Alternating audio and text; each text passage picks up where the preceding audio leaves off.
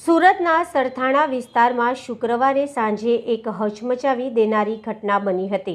સરથાણા જકાતનાકા પાસે આવેલા અતિથિ કોમર્શિયલ કોમ્પ્લેક્સના 9મા માળેથી એક ફિઝિયોથેરાપિસ્ટ યુવતીએ નીચે કૂદીને પોતાનું જીવન ટૂંકાવી લીધું હતું। કેફેમાં બેઠેલી યુવતી અચાનક ખુરશી પરથી ઊભી થઈને નીચે કૂદી પડતા અરેરાટી વ્યાપી ગઈ છે। સરથાણા વાલક પાટિયા વિસ્તારમાં રહેતી 27 વર્ષીય રાધિકા કોટડિયા નામની યુવતી ફિઝિયોથેરાપિસ્ટ હતી અને પોતાનું પ્રાઇવેટ ક્લિનિક ચલાવતી હતી। શુક્રવારે સાંજે રાધિકા સરથાણા જકાતનાકા ખાતે આવેલા અતિથિ કોમ્પ્લેક્સમાં ગઈ હતી, જ્યાં 9મા માળે આવેલા ચાય પાર્ટનર નામના કેફેમાં તે બેઠી હતી। થોડા સમય બાદ તે અચાનક પોતાની ખુરશી પરથી ઊભી થઈ અને કંઈક વિચારે તે પહેલાં જ સીધી નીચે છલાંગ લગાવી દીધી હતી। આ ઘટનાની જાણ થતાં જ સરથાણા પોલીસ અને મૃતકનો પરિવાર ઘટના સ્થળે દોડી આવ્યો હતો। પોલીસ તપાસમાં જાણવા મળ્યું છે કે રાધિકાની થોડા સમય પહેલાં જ સગાઈ થઈ હતી।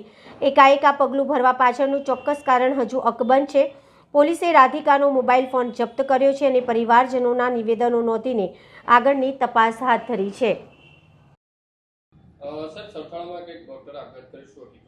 ગઈકાલ તારીખ 21/11/2025ના કલાક 19:45 વાગે સરથાણા પોલીસ સ્ટેશન વિસ્તારમાં આવેલ બિઝનેસ હબ, જેના 9મા માળે ચાય પાર્ટનર કાફે નામનું એક કાફે આવેલ છે, જે કાફેમાં એક યુવતી જેનું નામ રાધિકા છે, જેની ઉંમર વર્ષ 28 છે, તે ત્યાં કાફેમાં ગયેલી અને કાફેમાંથી જ એને કૂદકો મારી 9મા માળેથી કૂદકો મારી પોતાનું મોત નિપજાવેલ છે। જે અનુસંધાને સરથાણા પોલીસ સ્ટેશનમાં અકસ્માત મોતનો ગુનો રજીસ્ટર કરવામાં આવેલ છે અને પ્રારંભિક તપાસ કરતાં એવી હકીકત માલુમ પડેલ છે કે આ મરણજના રાધિકાબેનના જાન્યુઆરી મહિનામાં લગ્ન તથા સગાઈ પણ હતી, પરંતુ કયા કારણસર એને આત્મહત્યા કરી છે તે દિશામાં પોલીસ ઊંડાણપૂર્વક તપાસ કરી રહેલ છે।